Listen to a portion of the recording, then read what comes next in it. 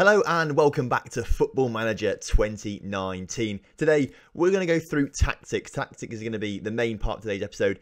The tactics screen has changed quite a bit in Football Manager 2019 and I kind of want to explore it with you guys and sort of introduce you to some of the new things I seem to have found so far. We're also going to be taking on Rapperswil in a friendly. We'll do that after the tactics sort of thing. I want to try and show you the tactics that we're doing so far and I want to sort of show you how I'm thinking about going for the rest of the season. We have played one friendly so far against a team called Lottie. And we won 1-0, which was kind of unconvincing because I don't think Lottie are any good, if I'm honest with you. In fact, I think they're absolutely rubbish. But we only managed to beat them 1-0. So, I mean, that kind of is a little bit worrying. Remember, if you're liking what you're seeing so far, make sure you do drop a like on the video, subscribe to the channel, and put the notification bell on as well. I always tell myself to say that, but I always forget to say it. But make sure you put the notification bell on so you always get notified when my videos come out. The giveaway is also still going on as well, so check the link in the description for the giveaway.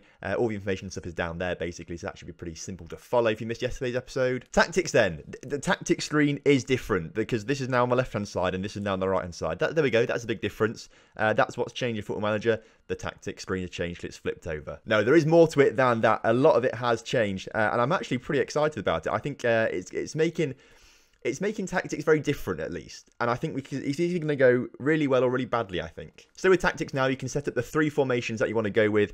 1, 2, 3, essentially there. As you can see, we've got this one set up right now. We've got another one here, and we're going to make a third one in a minute. Tactics this game seemed to resolve a lot more around philosophies and stuff like that. So in previous games, you just set your formation up to what formation you wanted. You'd select kind of what you wanted the team to do, sort of the team instructions. If you want to do player instruction as well, you do that as well. This time, there's a bit more philosophy around things, and you try and sort of build a philosophy, which is a little bit different, and it's quite good, I think. So Dortmund and Jurgen Klopp, of course, that's why, you know, Jurgen Klopp's on the thumbnail, because he's inspired this sort of series. They're both very well known for the Gegenpressing style of play. So that is what we're going to go for predominantly with Borussia Dortmund. And you can see here, it says up here, tactical style, Gegenpress. There's all sorts of different styles that we'll talk about in a minute or so. But because we selected the style, it comes with sort of a preset set of team instructions, essentially, which is quite useful. So if you're not like a tactical whiz person like myself, this makes things quite easy, I've got to say. The downside to this, though, is I think potentially if you use this, perhaps it's what the AI is programmed, or the computer is programmed to sort of play against more of. So maybe, I don't know if it'll make things a little bit more difficult. Maybe I'm just thinking too much into it, I don't know. But I think potentially if you use these tactical styles, I'm going to use them all the time, it may put you at a slight disadvantage unless you create something yourself. So Dortmund, obviously, very well known for the Gegenpress style of play. So this is going to be the main formation we're going to use. I have set up as well wing play. So we're going to play a 4-2-2-2, or it says 4-2-4 here, actually, at the top of the screen. Because we have a lot of good wingers and we've got a lot of good wing backs, I think using a wing play style is also pretty decent to use as well. So we may use that. Now, it all sounds pretty complicated so far. Hopefully, I'm explaining it kind of okay. But when you create a new tactic, we've not made a third tactic yet. So if you click the plus button up here, you can load a tactic or create a new tactic. And this is where the tactical styles or the philosophies come from. So this is where you choose your Gegenpress or your wing play. There's all sorts of stuff. Your vertical tiki-taka, just normal tiki-taka. There's route one. There's direct counter-attack. It all looks a bit complicated, but down at the bottom, you can create your own style. So if there's none of these appeal to you, or you think you've got something that works better, just create your own style, which is what I'm going to do right now. We're going to go for a 5-3-2 because this is a formation that I quite like, personally. I think this is quite a good formation. I've used it quite a lot in previous saves as a counter-attacking formation. We will change positions slightly, though, because I don't like having the midfielders, although, actually, if we don't have wing-backs, that could be quite good. So maybe we'll leave it like that for now. So there we go. We're creating our own style. We're going to go for a 3-5-2, confirm that. This number 3 formation, it's a clean slate, it says up there, clean slate. So we need to select all these kind of things that we want to do. So if we click on mentality, we want it to be more of a more cautious. We'll go slightly more cautious. We don't really need to be cautious. We're Dortmund. We're a very good side in Germany. But if we play in European football, I think it's probably, we're going to come against teams that are better than us. So I think this is potentially something we could use in European football against better teams. So we're going to go for this cautious mentality. Now we select the sort of team instructions, and they've changed this time, because it used to be like attack, defend sort of thing. It's now when you're in possession, when you sort of lose possession, and when you're out of possession. So it's different phase of the football. So in possession, this is all a bit different now. But when we're in possession, we've got the wide men, the two wingers. They're going to be decent. So I think we need to try and work the ball into the box from the wing sort of thing. We could try hitting early crosses, but with only two strikers up front and the rest of the midfield sort of being a bit more defensive, I don't think it's quite so right to do that. So if we can work up the pitch as a bit of a unit perhaps on the counter-attack, that would be okay. Because we want to get the ball out to the wings, we can move to a slightly more attacking width, or a bit more of a wider width. to get the players out wide a little bit more. So that perhaps is something we could use, especially if we've got 5 in midfield. If we could spread them out a little bit more, we can really try and control that midfield. Of course, because we're thinking about going down the wings, it's obviously focus play down the left, focus play down the right. I think that's probably something we should do quite well. I don't think I want to change much about the passing directness and the tempo quite yet. We're on a counter-attacking formation, a bit more cautious, so we don't need to have a high tempo. We just sort of want to win the ball back and get up kind of quickly. So we'll sort of leave the tempo as it is. We're not too fussed about that. Again, passing, we can leave it as pretty standard right now. Again, I'm not a tactical whiz kid. I don't really know what I'm doing all that much. But I think, you know, in possession, we're working the ball into the box, getting it out wide, putting the crosses in sort of thing. I think this is something that could work. The next section or next phase is the in-transition phase, which is, again, this is the new thing for me, and it's new Football Manager, of course. So when possession has been lost, what are we going to do? Are we going to regroup or are we going to counter-press? Well, we're sort of looking for a counter-attack. In this kind of formation, I think we sort of want to soak up the pressure a little bit more. So I think regroup is something perhaps we kind of want to do a little bit more.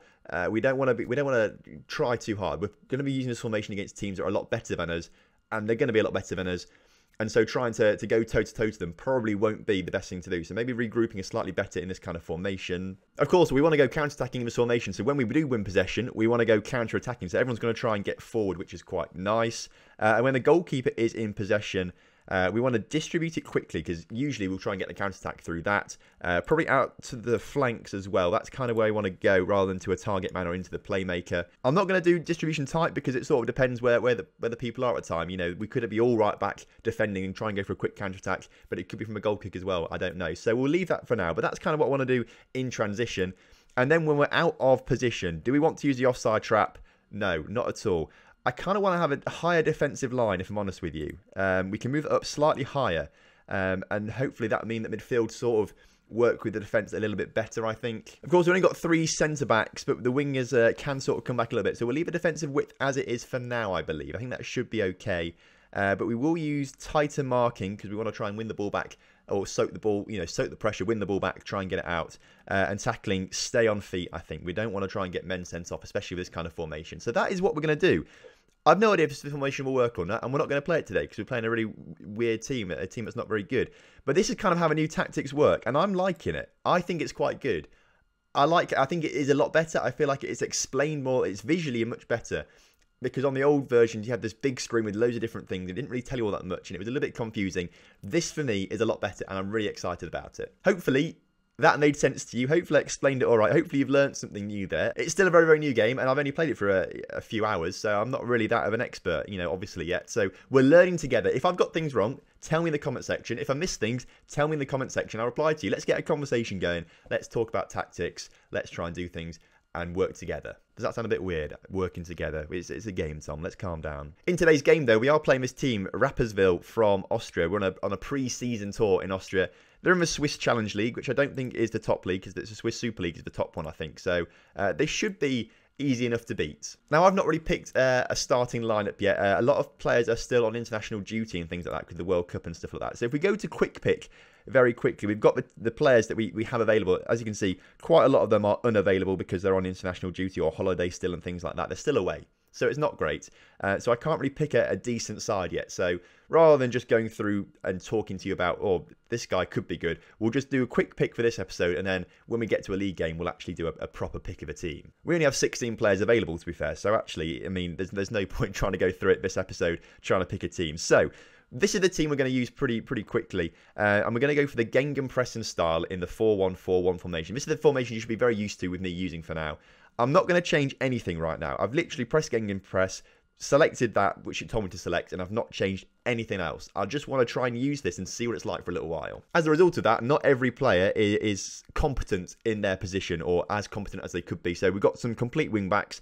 Toljan and Schmelzer aren't quite suited to that very well. However, Zagadou is pretty competent at ball-playing defender. So it sort of just depends who we've got on the pitch, basically. I'm more interested, though, in sort of getting into the game and seeing the new mechanics in the game rather than talking about the team. So we will talk about the team. We spoke about yesterday the players that we like. We're going to do more of a team when we get to a league game sort of thing. So this is the team for now. We're just going to go into the game, essentially. I want to sort of talk more about the game and sort of see what the new gameplay is like. So we're here in the changing rooms. It looks pretty similar, the whole screen as general. It looks pretty similar to what it did in FM17. Are there new team talks, though? There's a few new things out there. There's a few things that you can try and do. We're just going to say calmly, concentrate on building up your fitness and your performance. That's what I'm looking for tonight.